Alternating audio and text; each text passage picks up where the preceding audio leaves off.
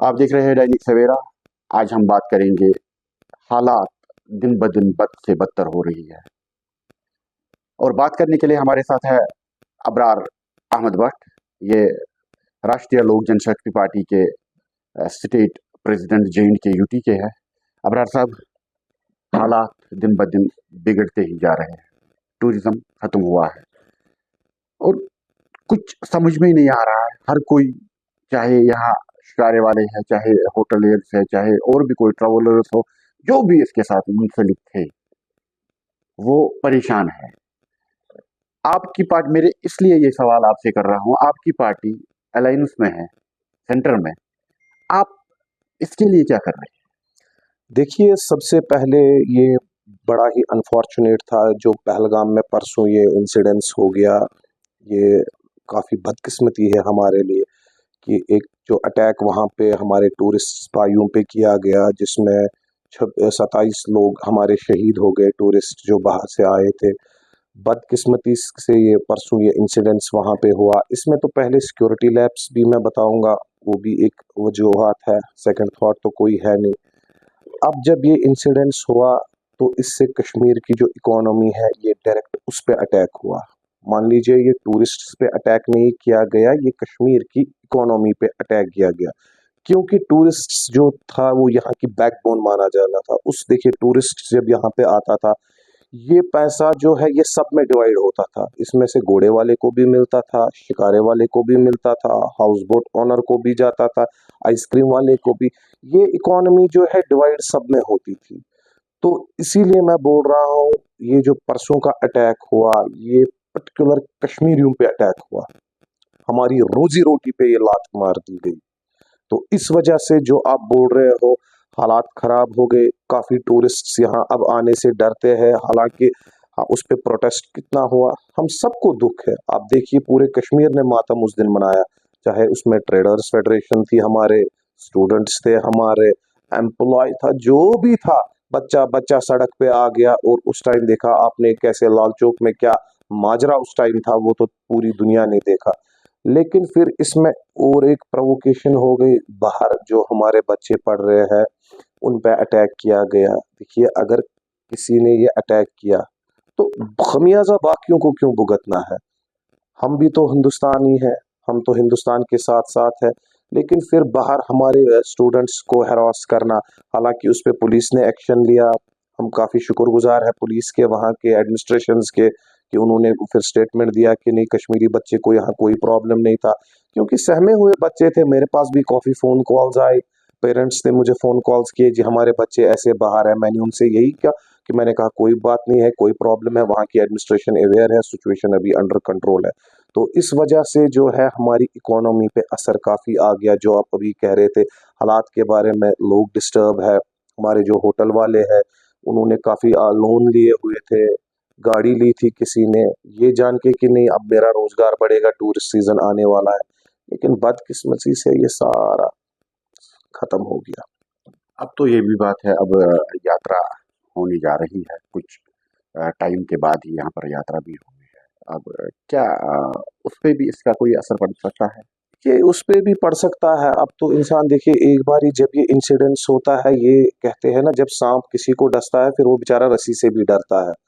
अब हम यहाँ टूरिस्ट आ रहे हैं, उनको हम फिर से वेलकम कर रहे हैं, सिचुएशन अभी अंडर कंट्रोल है फिलहाल। अभी यात्रा अगर अमरनाथ यात्रा आज ही आ रही है, उनका हम वेलकम कर रहे हैं फिर से, हम शाना बशाना उनके साथ खड़े हैं।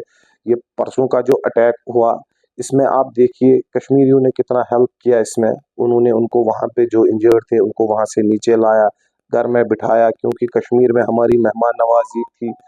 ये मेहमान नवाजी हमने परसों दिखाई कि हमारी मेहमान नवाजी क्या है। लेकिन बदकिस्मती से कुछ लोग जो है, जो इसमें तबाही लाना चाहते हैं। अबरार साहब, आपकी पार्टी है राष्ट्रीय लोक जनशक्ति पार्टी, और आप अलायंस में हैं, सेंटर में, मोदी सरकार के साथ। तो इसके लिए कोई कदम आपकी पार्टी ने उठाया वहाँ सेंटर में? देखिए, ऑलरेडी इस पे बातचीत हो रही है वहाँ पे, तो after 2-3 days it will come out.